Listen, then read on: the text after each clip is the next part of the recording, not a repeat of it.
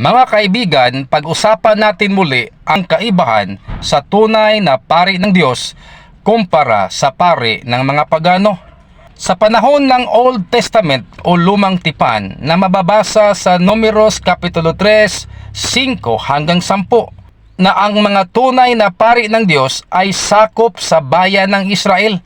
Sila ay tinatawag na mga Levita na galing sa tribo ni Levi na pinamumunuan ni Aaron na isang Levita.